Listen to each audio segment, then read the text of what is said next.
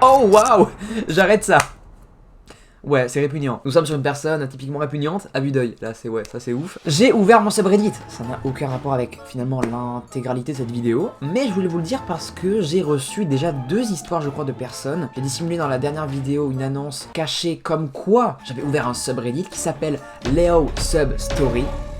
Alors, oui, ça ne veut rien dire. N'hésitez pas du coup à me poster vos histoires paranormales, flippantes, qu'elles soient aussi incroyables. Ça me ferait super plaisir de lire justement ça après en vidéo. Enfin de les lire, de les raconter du moins. Je pense que j'ai assez parlé. N'hésitez pas à liker cette vidéo, à vous abonner, mais aussi pourquoi pas à rejoindre le Discord de la clique. Discord qui, je précise, servira bientôt pour de futurs lives. Parce que oui, je compte bientôt sur le thème de l'horreur. Voilà, faire venir des gens pour qu'ils nous racontent leurs histoires qu'ils ont vécues de flippantes. Ou même après peut-être faire des jeux d'horreur. Enfin bref, je verrai ça. J'ai assez parlé, je pense, pour l'introduction de cette vidéo. N'hésitez pas à vous mettre confortablement chez vous, voilà, installé. On est parti, du coup les amis, maintenant j'ai assez parlé pour la première histoire. Et pour la seule histoire, finalement. Ouais, parce qu'elle n'a pas de deux, il n'y en a qu'une. Ouais.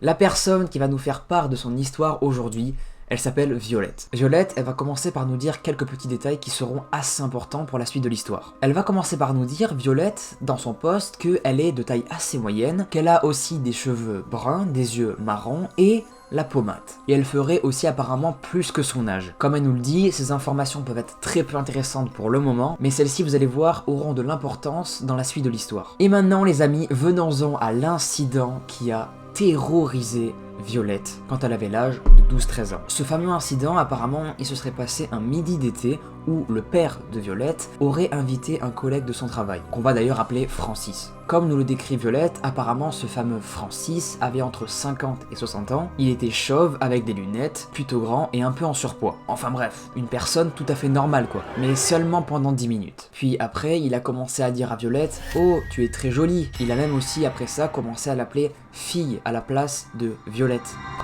Violette, elle va comprendre que là, il y a un truc pas net dans son comportement. Mais ses parents ne vont absolument pas capter du tout. Et Violette, elle va en venir à un point assez dérangeant dans son post. Elle va nous expliquer la fois où un jour, ses parents, des amis à eux et Francis sont allés se baigner dans leur piscine. Jusque-là, rien de ouf. Violette, elle, n'avait pas voulu aller se baigner, donc elle est restée dans sa chambre pour regarder une série. Et puis, après quelques minutes s'être installée pour regarder confortablement sa série, elle va entendre des bruits de pas dans le couloir. Comme si une personne en fait se rapprochait de plus en plus de sa chambre. Ça va commencer à la faire flipper parce qu'elle ne reconnaît pas ces bruits de pas. Vous savez, dans la plupart du temps, l'être humain arrive à reconnaître quand les bruits de pas sont familiers ou inconnus. Et là, c'est ce qui va du coup arriver à Violette. Elle ne va pas réussir à reconnaître ces bruits de pas. Donc elle va regarder vers sa porte, qui est elle entrouverte. Et là, elle va tout simplement voir une chose d'assez terrifiante. Il y a Francis, entre le mur et la porte, qui laisse entrevoir sa tête. Il va finir par ouvrir totalement la porte et va s'asseoir à côté de Violette. Violette, elle va nous dire que ce moment était horrible parce qu'il commençait à s'approcher de plus en plus d'elle. Il faisait exprès en fait de se coller à elle. Mais heureusement, au bout de 15 minutes, cela va se stopper par une prise de parole de Juliette qui va dire à Francis « Là, j'ai vraiment une envie urgente d'aller aux toilettes, donc s'il te plaît, laisse-moi tranquille. » Violette, elle va finir par se libérer de Francis et va taper un énorme sprint aux chiottes et va essayer, comme elle le peut, de se calmer et de relativiser. Parce que ce qui vient de lui arriver, honnêtement, est la pire des choses. Elle va ensuite de ça rejoindre ses parents, mais ne va absolument rien dire de ce qui vient de se passer. Et Francis, lui aussi, va revenir avec les parents, comme si rien de tout ça ne s'était passé. Violette, elle va nous dire que même si elle ne parlait pas du comportement méga chelou qu'avait Francis envers elle, ce n'est pas pour autant qu'elle observait et se méfiait de ouf quoi, de cette personne, de ce Francis. Mais heureusement, vous inquiétez pas, après cet événement-là, il ne s'est plus rien passé avec Francis. C'est absolument faux, vous en doutez bien. Il s'est passé des choses encore plus graves. Et on y vient maintenant. Violette, elle va nous raconter qu'un autre jour, Francis et son père à Violette étaient au travail, et sans faire exprès en fait, le père de Violette a cassé le doigt à Francis. Et de base, dans cette situation, toute personne se faisant casser le doigt par une autre personne, lui fait la gueule ou même ne lui parle plus.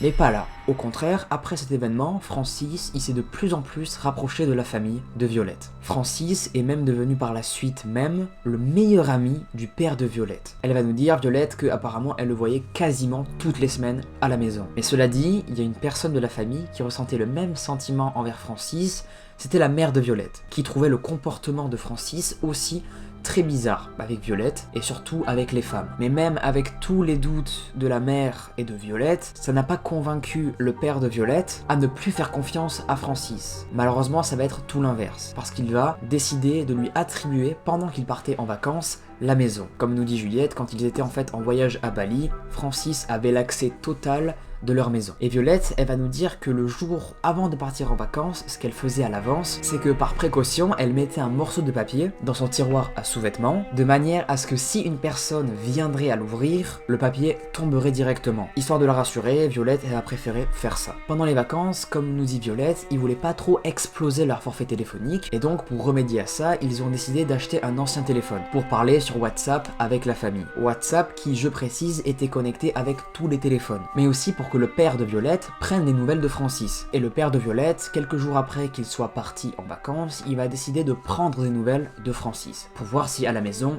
tout se passe bien. Il va donc lui envoyer « Tu es bien rentré à la maison? Tout se passe bien ?» Et depuis l'envoi de ce message, ils ne vont plus avoir de nouvelles de Francis. Le père de Violette, il va trouver ça méga chelou, qu'il n'ait pas de réponse de Francis, mais bon, il va se dire peut-être qu'il a pas trop de connexion ou que son téléphone déconne. Ça peut arriver. Et en revenant de vacances, Violette, elle va remarquer des choses bizarres qui se sont passées dans la maison. Pour rappel, Violette avait coincé un bout de papier dans son tiroir pour se rassurer et pour voir si une personne, pendant son absence, allait ouvrir les tiroirs de ses sous-vêtements. Et bien devinez quoi? Le papier n'était plus à sa place. Il était par terre. Cela veut dire qu'une personne du coup a ouvert le tiroir de ses sous-vêtements. Violette va donc prendre le temps de voir si tous ses sous-vêtements étaient là.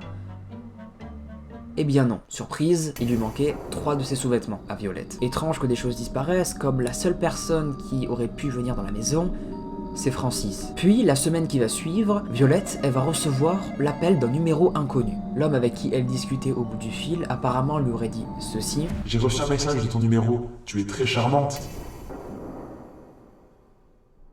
Répugnant. Alors là, Violette, elle va être sans voix. Elle est restée apparemment, comme elle nous le dit, devant son mur pendant 10 minutes à le fixer, tant bouleversée de ce qui vient de lui arriver. Elle va donc, après cet appel, aller voir son père pour tout lui raconter de ce qui vient de lui arriver. Et pendant que son père composait le numéro de téléphone sur son téléphone, Violette, elle va lui dire que la voix ressemblait vraiment beaucoup à la voix de Francis. Mais elle n'était pas vraiment sûre. Le père, après avoir pris le temps de composer le numéro de téléphone, va mettre le haut-parleur. Et Violette, à ce moment-là, elle va entendre quelque chose qui va lui glacer le sang. Elle va entendre ceci. Bonjour, vous êtes sur la messagerie de Francis.